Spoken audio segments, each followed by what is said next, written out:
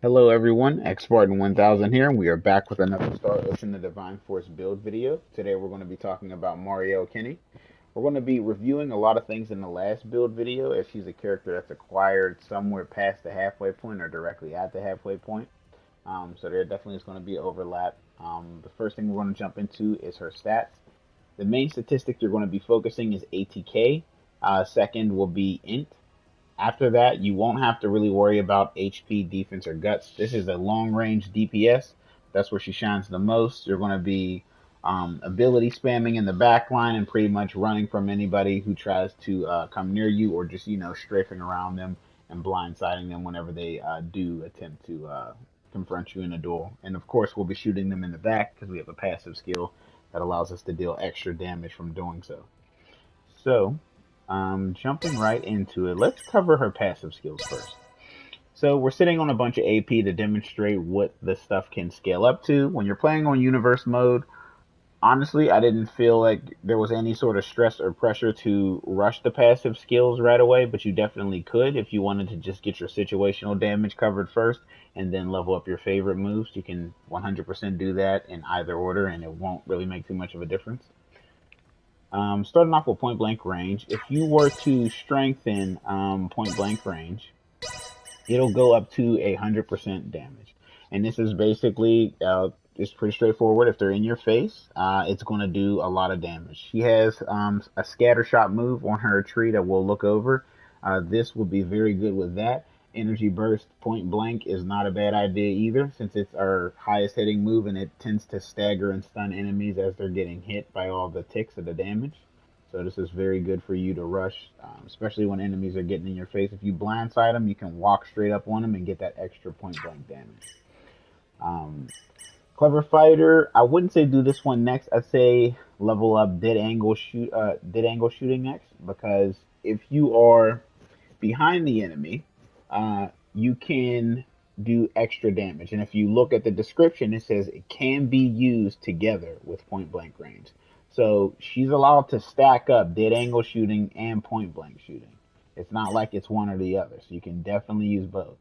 So 100% run these back to back. So you're getting essentially 200% extra damage, if my math is right, because you're getting 100% for being within the close range, and then you're going to get another 100% for being directly behind them. So absolutely abuse this.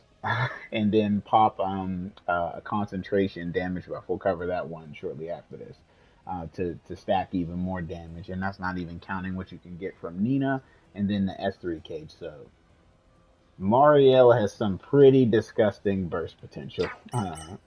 All that to be said. Clever Fighter, when an attack-based strike lands a critical hit, a portion of the magic damage or int is temporarily added to the physical damage ATK. So this is also good. This because she can crit a good bit since she's a DPS character after all, and with you running these high damage boosts, you'll definitely want to get all the possible damage you can build up whenever you're going for burst combos. And this is scaling up to 100% as well. In terms of what order to go for point blank or dead angle shooting, I don't think it matters. Honestly, dead angle is basically, uh, if you have a character that can pull aggro like JJ, it's definitely a good idea to grab dead angle. But since JJ is acquired at the end of the game, you can see that it doesn't matter that much. As long as you have these two on and you're remembering that when an enemy is blindsided, get up close to them and shoot them in the back so you can get the max damage off. And then put Clever Fighting in there because it's the only other one that's going to give you an extra damage boost that is in your skill paradigm. Next, concentration. I think this is super crucial because of all the stats you get, and it's for 10 seconds at its base level. And when you level it up, you're going to be getting 48% for ATK, 40, and then 48% for magic damage, 24% defense, and 24% for guts. This is huge because this is all that she's casting for herself. I think it's well worth the 5 AP, especially if you're on a roll and you have your AP stacked anyway. You can make these buffs last pretty long, especially if you have the S3 cage that extends your buff durations. You're probably looking at sitting on these abilities for maybe 15 seconds, maybe 20 seconds, plus getting the extra damage from those. So 100% drop concentration. Um, Especially if you're trying to one shot a blindsided enemy, concentrate first, get behind them so you can get that dead angle shooting, get close to them so you can get the point blank in there, and then a person should just get deleted off the screen, like straight up. That is a lot of damage to be sitting on. Even with these abilities at level 1, it'll slap. And she's only at 90, so I can only imagine what this will be doing once you get to 255 and you actually start the craft. So 100% max concentration. Shadowbind is more of an outplay potential sort of thing. I like to focus on you burning the boss as quick as possible, but if you do find it useful to slow enemies down so you can keep doing hit and runs, or it's easier for you to just, wet them up with bullets or lasers, you can 100% go Shadowbind. Just know that it's just reducing the movement speed of the person. You're not actually getting any damage from this. I think concentration overall is better. I think it's a lot better to just put some melee fighters in with Marielle and not too many long range people. Maybe a 2-and-2 split should be fine for you, and yeah, you'll be able to get the majority of your damage off. Since we're already talking about strengthening skills, I will say let's go into some of these combat skills right now. Energy Burst is by far my favorite move that she has, and I think it's a lot of people's favorite move that she has. It shoots straight ahead, and it does count as an area. And I know it's a straight line, but it actually will hit people. I think 2 character models outside of it, because I've done it in like mobs in the open world. It's very satisfying to do. It's gonna go through a straight line of people if you can line it up, and you could even hit like crowds of people with this as well. It's our highest hitting ATK move at base level, and when you scale it up, it's going to go to 345. The runner-up move for damage is Laser Blast. This one is definitely one that you want to abuse with your point blank range and that dead angle shooting. If you blindside an enemy, this is a lot. Especially if there's multiple enemies blindsided that are right next to each other, that's the dream. You should just laser blast that. I mean, if you can get off an energy burst without getting interrupted, go for energy burst. But laser blast is a lot faster. And yeah, you should see some pretty crazy damage. You're going up to 240, and it's doing some fire damage as well. So if the enemy is weak to fire, it's most likely just going to one-shot them. Um, Spray and pray is another one that can be affected by point blank and dead angle as well.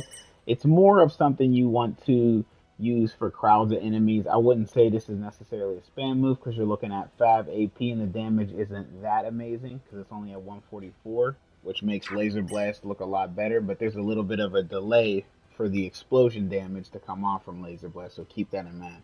While Laser Blast has more damage, it takes about like 1 or 2 seconds before that explosion happens, whereas spray and pray is instantaneous. So it's worth doing, but I don't. It's just obvious that energy burst and laser blast are the better damage dealing moves.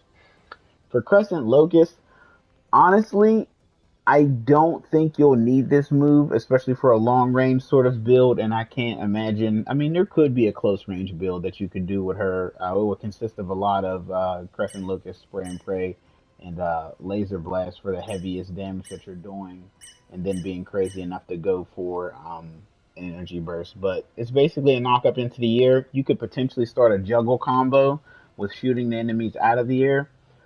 I don't think it's going to lead to absurd amounts of damage, however, because the move in general is only going to scale up to 108.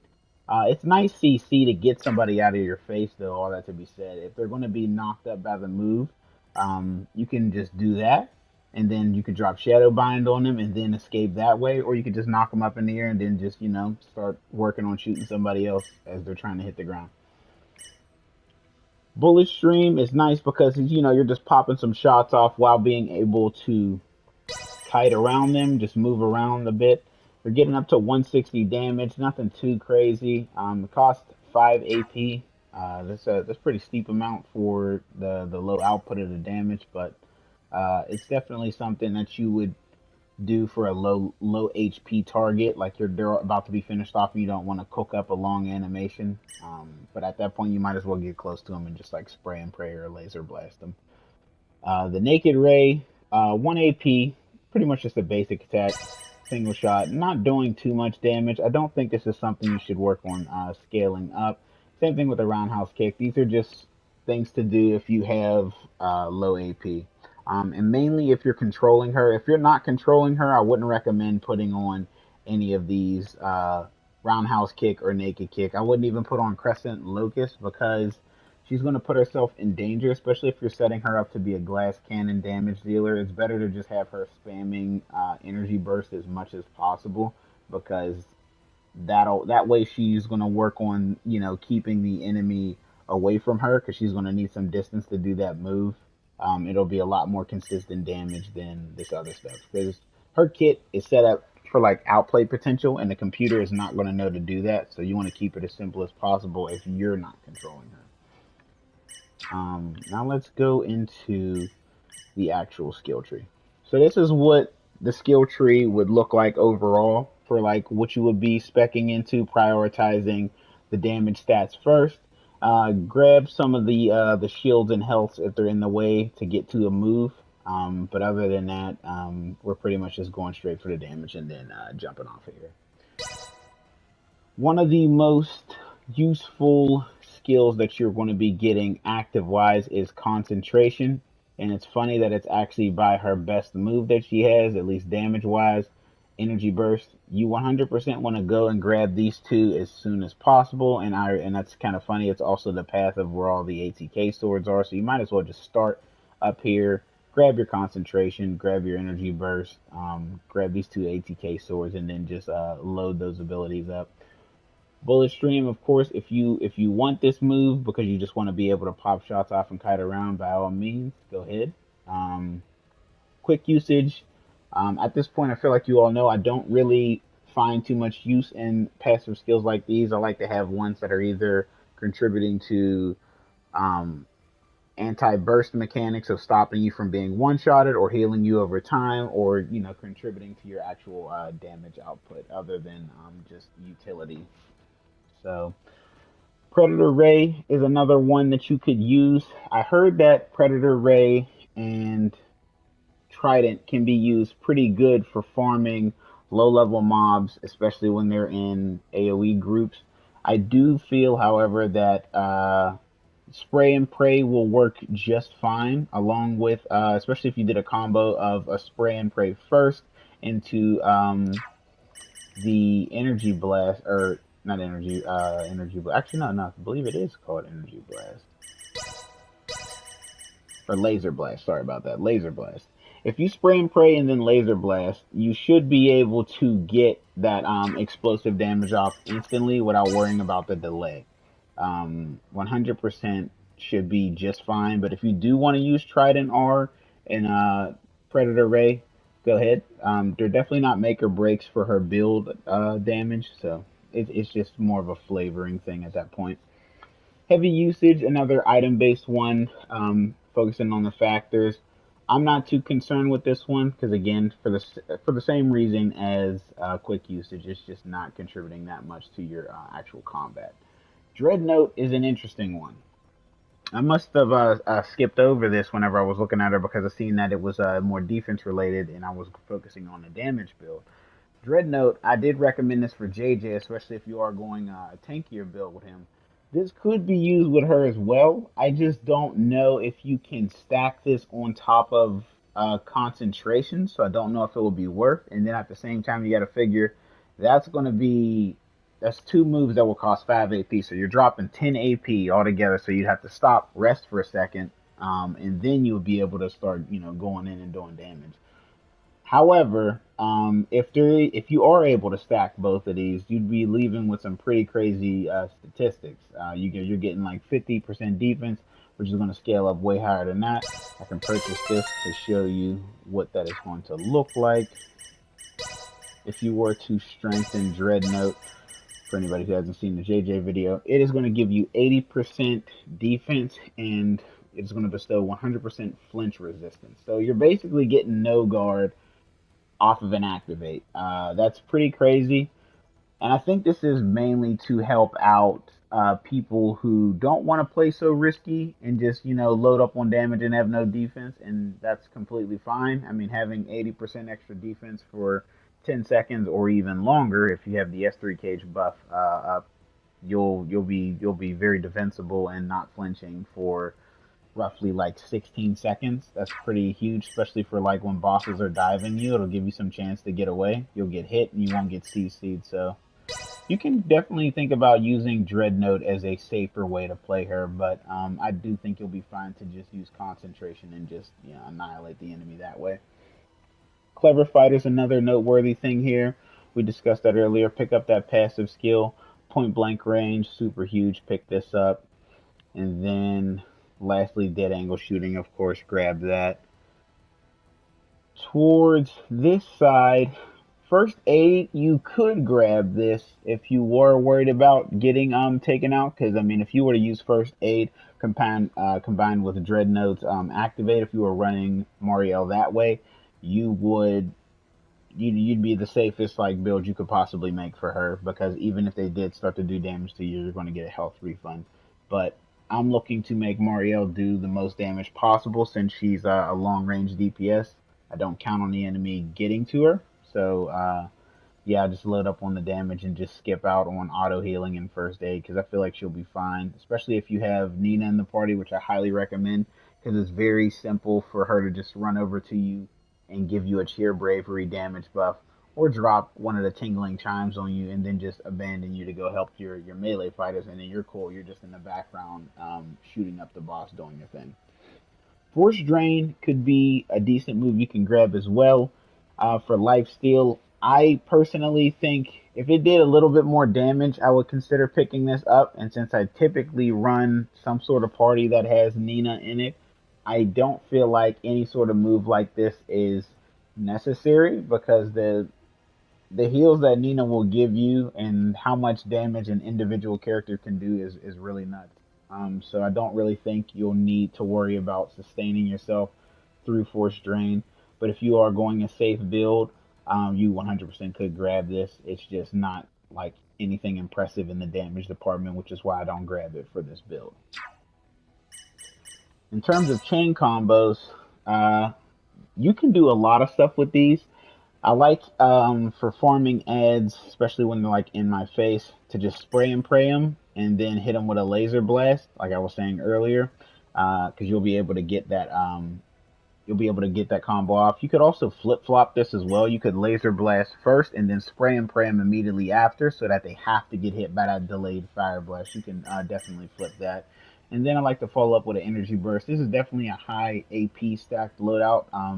Mainly when you're out in the field, you've been farming for about like 20, 30 minutes or so, so that way you can just go straight into the really like OP moves.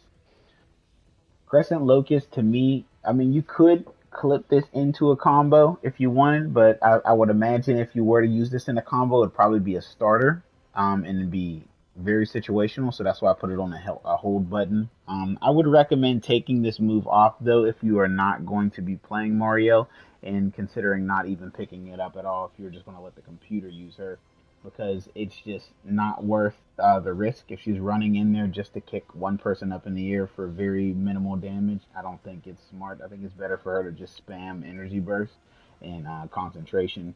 Or if anything, if she gets close, hopefully she's going for laser blast, since it's going to hit harder than any other move she has in her kit to offer, and it's going to CC them. So I would recommend not running Crescent Locust if you're not going to be playing as her. For melting bosses and going for the most damage possible, concentrate first and then spam energy burst. Especially if you can shoot them in the back, at the very least you'll get that. I don't recommend always getting up close for that point blank range, especially if it's a boss and you're not sure what their mechanics are exactly. Learn the enemy first and then try to go for risky plays like getting up close and getting the extra damage for the energy burst. Um, for another combo, and what I really did for this one was just kind of putting together some smaller attacks for people that are basically one shot ready to get finished off.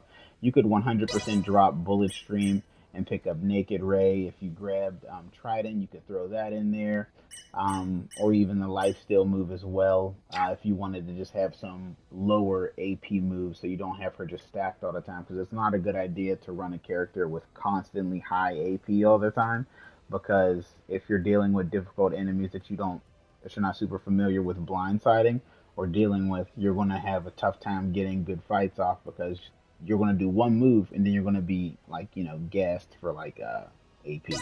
So definitely consider running lower AP abilities on at least one of your combo lists, because if this is your main damage dealer right here, this is your main damage dealer for something close, and then this is just your last one is just however you want to do it. You could also throw Shadow Bind on if you wanted to activate it. Uh, in your kit as well. So you could definitely keep it on for a situational thing. And honestly, if you weren't going to use Crescent Locust, you could just throw on Dreadnought and have all three and basically just make it super situational. If the situation calls for you to have some more defense, hold square and put it in a defensive stance and then keep doing the damage. If you're going to double down because the boss is stunned right now, concentrate. And if you just feel like you need to get away from the group of ads or whatever's chasing you, slow them down with Shadowbind. And that's pretty much it. Most of her build is staying the same. I feel like she's another character that's pretty straightforward. You use whatever active skill that you need to use, and then you're typically either energy bursting, spray and pray, or laser blasting your way through most of the enemies. In terms of late game items that you're buying from the store, Berserker Banger will be pretty good along with everything else that you see here. In terms of late game crafting, still focus on ATK prioritize stats, forego defense, especially if you're going to the damage build. I don't think you'll need any at all. I don't see any real gain in making her a half and half. I think you should just full commit the damage and let her, make all your fights a whole lot easier by just completely deleting the boss. But that's it for me, guys. This is Marielle Kenny's level 90 plus build. I'm pretty happy with this character. I can't wait to do a playthrough where I just focus on playing as her the majority of it because she was a blast in this game, no pun intended. That's it for me. I've been X 1000, and I will catch you guys in the next Star Ocean of Divine Force build video.